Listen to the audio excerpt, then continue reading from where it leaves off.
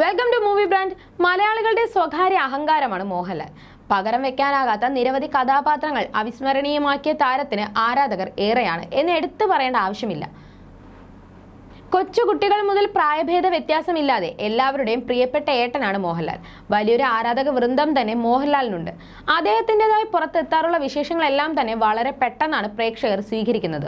മോഹൻലാലിന്റെ അഭിനയ മികവിനെ പ്രശംസിക്കാത്ത സഹപ്രവർത്തകർ ചുരുക്കമാണ്. നിമിഷ നേരം കൊണ്ട് കഥാപാത്രമായി മാറാനുള്ള നടന്റെ കഴിവിനെ നിരവധി പേർ പ്രശംസിച്ചിട്ടുണ്ട്. നേരെന്ന ചിത്രത്തിലൂടെ വലിയൊരു തിരിച്ചുവരവ് നടത്തിയിരിക്കുകയാണ് താരം. കഴിഞ്ഞ കുറച്ചു വർഷങ്ങളായി കാര്യമായ സൂപ്പർ ഹിറ്റ് ചിത്രങ്ങളൊന്നും താരത്തിന് ലഭിച്ചിട്ടില്ല. എന്നാൽ നേരെ എന്ന ജിത്തു ജോസഫ് ചിത്രത്തിലൂടെ ആരാധകരുടെ നിരാശ മാറ്റിയിരിക്കുകയാണ് നടൻ. മോഹൻലാൽ ജിത്തു ജോസഫ് കൂട്ടുകെട്ട് പോലെ മേജർ രവി മോഹൻലാൽ കൂട്ടുകെട്ടിൽ പുറത്തിറങ്ങിയ സിനിമകളിൽ മിക്കതും ജനശ്രദ്ധ നേടിയിട്ടുണ്ട്. കുരുക്ഷേത്ര, കീർത്തിചക്ര തുടങ്ങിയ സിനിമകൾ ഇതിന് ഉദാഹരണമാണ്. മോഹൻലാലിന്റെ സുഹൃത്തുമാണ് മേജർ രവി. അഭിമുഖങ്ങളിലെല്ലാം മോഹൻലാലിനെ പ്രകീർത്തിച്ചുകൊണ്ട് മേജർ രവി സംസാരിച്ചിട്ടുണ്ട്. കർമ്മയോദ്ധയാണ് മോഹൻലാലിനെ നായകനാക്കി മേജർ രവി സംവിധാനം ചെയ്ത അവസാനത്തെ ചിത്രം. ഇപ്പോഴത്തെ മോഹൻലാലുമായുള്ള സൗഹൃദത്തെക്കുറിച്ച് സംസാരിക്കുകയാണ് മേജർ രവി. ആരാധകനായിരുന്നു താൻ, അവിചാരിതമായാണ് മോഹൻലാലുമായി സൗഹൃദത്തിലായതെന്ന് മേജർ രവി പറയുന്നു. പോർട്ട് ബെയറിൽ മിലിറ്ററി ഇന്റലിജൻസ് ഓഫീസറായി വർക്ക് ചെയ്യുന്ന സമയത്ത് എല്ലാ ദിവസവും എയർപോർട്ടിൽ പോകും. ഇങ്ങനെ ഒരു ദിവസം മോഹൻലാലിന്റെ ഭാര്യ സഹോദരൻ സുരേഷ് ബാലാജിയെ കണ്ടെന്ന് മേജർ രവി പറയുന്നു. കാലാപാനി എന്ന സിനിമയുടെ ഷൂട്ട് അവിടെ നടക്കുന്നുമുണ്ട്. മേജർ രവിയിലെ എന്ന് ചോദിച്ചു. ലാൽ സാറിന് നിങ്ങളെ കാണാൻ ആഗ്രഹമുണ്ടെന്നും സുരേഷ് ബാലാജി പറഞ്ഞു. ലാൽ തന്നെ കാണാൻ ആഗ്രഹിച്ചതിന് കാരണം എന്തെന്നും ഇദ്ദേഹം പറഞ്ഞതായി മേജർ രവി വ്യക്തമാക്കി. രാജീവ് ഗാന്ധി വധക്കേസിലെ ശിവരാസൻ ഗ്യാങ്ങിനെതിരെ ഓപ്പറേഷൻ ചെയ്തതിൽ ഓപ്പറേഷൻ കമാൻഡോ ആയി CBIയുടെ കൂടെ താൻ ഉണ്ടായിരുന്നുവെന്ന് എന്ന കാര്യം സുരേഷ് ബാലാജി ലാലിനോട് പറഞ്ഞിരുന്നു. അന്ന് ലാൽ ഭയങ്കരമായി ഇത് ഫോളോ ചെയ്യുന്ന ആളാണ്. രാജീവ് ഗാന്ധി വധക്കേസ് കഴിഞ്ഞ് ദിവസം ലാൽ പേപ്പർ വായിക്കും. അതിൽ എൻ്റെ ഫോട്ടോഗ്രാഫും വലിയൊരു റിപ്പോർട്ടും വന്നിരുന്നു.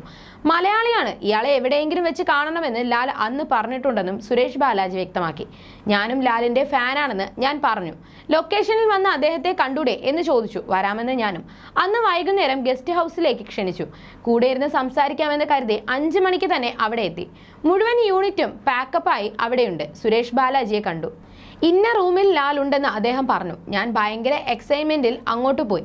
റൂമിന്റെ വാതിൽ തുറന്ന് കിടക്കുകയാണ്. ബെഡിൽ ലാൽ ഇരിക്കുന്നുണ്ട്. വിദേശികൾ ഉൾപ്പെടെ ചിലർ ആ റൂമിലുണ്ട്. ഹായ് ലാൽ, ഞാൻ രവി എന്ന് പറഞ്ഞു. ലാൽ നോക്കി.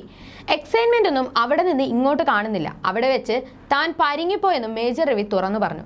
താനൊന്ന് പോയി തരുമോ ഇവിടെ നിന്ന് എന്നായിരുന്നു ലാലിന്റെ വികാരം. എന്തെങ്കിലും ആവശ്യമുണ്ടെങ്കിൽ വിളിക്കണം എന്ന് പറഞ്ഞ് ഞാൻ കൈ കൊടുത്ത് തിരിച്ചുപോയി.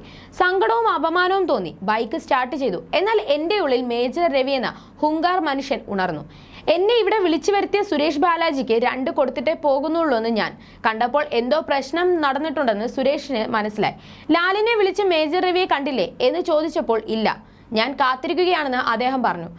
യഥാർത്ഥത്തിൽ മോഹൻലാലിന് തന്നെ മനസ്സിലാകാത്തതായിരുന്നു എന്ന് മേജർ രവി ചൂണ്ടിക്കാട്ടി. മോഹൻലാൽ വന്ന് ID കാർഡ് നോക്കി.